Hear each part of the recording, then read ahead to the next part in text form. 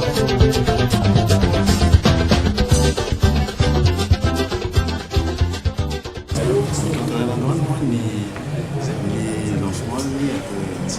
de vie, T45, Fatia, Android, c'est aussi. E o programa ni Ministério da Família,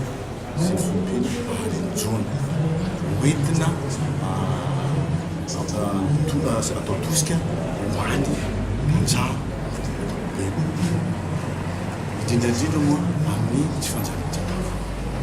ka izy io zany tafiditra tsara ny programme anasany données publiques anatin'le IEM émergence initiative émergence SCAR ka izy io tena fampimbolona ny tontolo ohatra zay mba ahafahany tantsara zany mampokatra miatrika tsena fandarana asa défi moa zany dia miasa faritra valo nefa ireo faritra ireo dia samy manana mampiavaka azy samy manana ny olany raha faritra nosy sy aloha zany jerentsika dia tena tanjona lehibe dia ahoana ny ampivoarana zany faritra zany mba tena iroborobo sy androso tokoa izy dia ao anatin'le fampandrosoana maharitra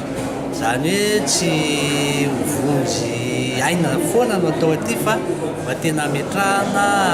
tetika asa mpampandrosoana zany izy mba haritra ka ahafahan'ireo tantsaha diompy sy ny karahan'ireo tena avelona ny tenany zay mahatonga zay tohanana maharitra izy raha ny aty zany zao nijerena dia isan'ny tsy maintsy hojerena manokana ny resaka rano zay fantatritsika ny olana amin'ny rano aty dia ampiasa teknika vaovao mihitsy tsika amin'izany fampiasana ny rano zany teknika zay mitahiry ny rano rehefa sendra mba tonga le orana zay mivatravatra reny dia zahantsika hotehirizina zay rano zay dia avy eo teknika zay mitsitsy ny rano zay le système de micro irrigation goutte à goutte amin'ny teny frantsay tsy maintsy ho tehirizitsika zany ny rano zay azo tehirizina dia ho ampiasaina amin'ny fomba fitsitsina azy zay zany tanjona ray voalohany faharoa dia ny fampiroboroboana ny sehampiariana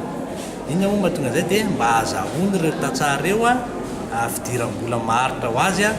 ka nahatonga raha sanatriavina ny fahasahiranana noho ny fiovaovan'ny toetrandro dia mba manam-bola izy ahafahany miatrika izany dia tsy maintsy jerena manokana zany sehampiariana mety aty eo zany zao ohatra hoe ny osy ny ondry zay hotoanana ny varomo dia hotoanana manokana ihany koa mba ialantsika amin'izay kely izay ka ao amin'ny faritra zay afaka mamokatra vary aty anosy sy androa ihany satria aty dia misy faritra ahafahana mamokatra vary dia reny faritra reny zany no toanana mba ahafahany mamokatra bebe kokoa ka mba ahafahany mamatsy ny eo akaikiny eo dia mba tsy ho lafo loatra amin'ny vary aty amin'izay ohatrohatr'izay zany fomba fiasan'ny tetikasa défi dia tsy maintsy apetraka ihany koa moa ireo fotodrafitrasa rehetra hoentina mamokatra ohatra hoe famokarana masomboly ohatra hoe fanomezana raha resaka bibiopitsika fanomezana ny ireo taranaka tsara fanatsarana taranaka fa tsy hoe anafatra foantsika avany an-Tananarivo na avany amin'ny faritra hafa rehefa mila masomboly fa apetraka tsika aty amin'ny faritra aty masomboly ilain'ny faritra aty dia ity tanjona zany hoe ity faritra nosy androty ihany no amelona azy sy hitrotra ka ahafahany mahazo an'izay fampandrosoana maharitra izay